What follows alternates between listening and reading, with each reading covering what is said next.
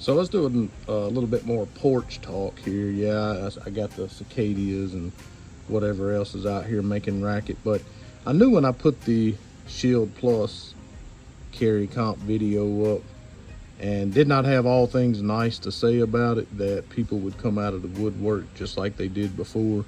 I think you guys think I'm joking when I say that people come out and said, you know, your mama's fat, you divorced your sister to marry your cousin. And I'm sitting here thinking, like, good God almighty, just because I don't like a particular pistol that you like, I mean, what is wrong with you people? And like, some of them were, you know, long-time subscribers, you know, people that had been commenting on the channel quite a bit. But here's my thing. So we put the video up. Obviously, as you can see, the rear sight is broken off. That happened, I'd say, about 4 mags in, and did not realize it happened. I will address that here in just a second. But I talked about how snappy it was, how the compensator here, the porting, none of that seemed to make a difference with the recoil. In fact, in a lot of ways, it seemed to be worse. My wife said she remembers shooting the original Shield, and this one was way more snappy. But none of that really has anything to do with the fact that the sight broke.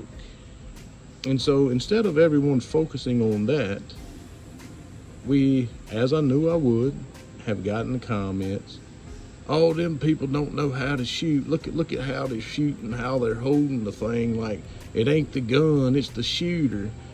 From everything from that to ammunition to it recoiled less with your wife. She don't know how to hold a gun. It's interesting that she had her thumb here and there.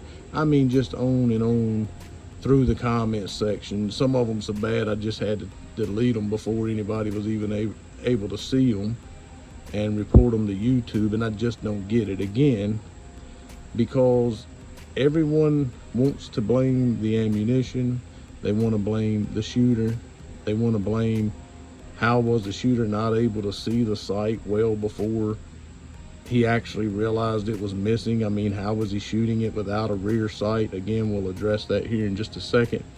But instead of focusing on the fact that the gun broke, the fact that yet again we've had more QC problems, just like on the Springfield and the older Prodigy, and some of the Smith & Wesson 2.0 10 millimeters, and some of the issues with the TRP with Springfield, and just in general a whole plethora, the Colt Python that I just reviewed, just a whole plethora of QC issues with these gun companies. And instead of blaming the gun company, the one that charged me $649.99, or at least the store I bought it from charged that for a gun that broke, why not let's blame them instead of saying it was the shooter, it was the ammunition, it was your beer gut, it was your wife's inability to shoot properly, it was all of these other things. Because gun companies watch these videos. It's very obvious. They reach out to me sometimes. They watch these videos, and they also troll the comment section. And when they see that people's willing just to make excuses for them because they're sold out to the brand, well, then guess what happens?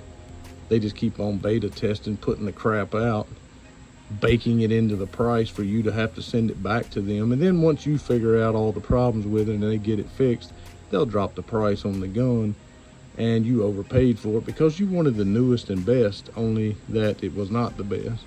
Look, the gun did not malfunction. The gun did shoot. Surprisingly, if you watch the video I put up, we were actually hitting the dang target with the doggone sight completely broken in half. So I don't know what to say about that, but I can tell you this: it did not handle recoil very well at all. After about 50 or 60 rounds, the side of this slide got so hot that it was almost impossible to put your support hand, thumb on or anywhere around the area up here where you would typically put it. It just wasn't that great at all. But then someone who I've supported, another gun channel, a fella comrade, if you will, who probably takes as much grief in the comment sections and everyone else, is going to come out and try to take a little jab at me, as much as I support him and his channel, probably one of his first subscribers, and say, how are you not going to see that this, how are you going to sit there and tell me that you were aiming? And you know, my wife's the one that said that. Yeah. That is no bueno. And I mean, I'm aiming and couldn't hit nothing. Right. My wife's the one that said, and I was actually aiming. You know, I don't know if I said that in the video or not, but the only one I can remember saying that was her.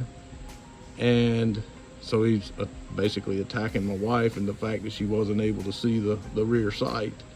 But, you know, I had shades on, and I'm gonna put a picture of a shade up, but I was standing in the shade. We had lost the sun, as I mentioned. Come back into the I'm gonna try to get some low light here, but we were shooting against a black target. There's still a good bit of the gutter of the rear sight left there. My wife said, well, heck, I mean, I seen gutter in there. I just thought they were low sights. You know how some of them guns you have low sights on them? Well, I thought that's what it was.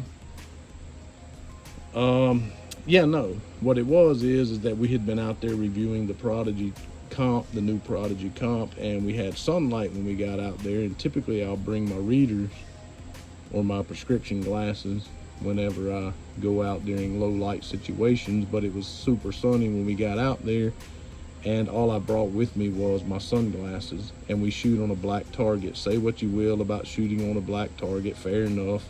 Maybe it should be white, whatever. But I paint a white target black so that I can see when the paint comes off where I hit it. Not just that I hit it, but where I hit it. And that works out great, except for when we get some low light situations. So with my shades on, her shades on, and the fact that you can still see a good bit of the channel of that sight, as you can see, that looks like a decent sight picture there, we just weren't able to see it.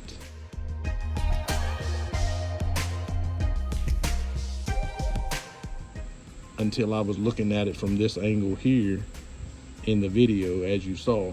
So again, let's stop attacking the person that paid $649 plus tax for this gun, so that I could review it for you guys, so that you would know whether or not it would function and whether or not it was something you might ought to buy. Again, we'll see how the customer service goes, how they go about getting it fixed, how fast, and all of that stuff. Other than that, the gun did function. I would not buy it again. Anyway, thanks for watching, guys. Make sure you hit the thumbs up and be sure to subscribe.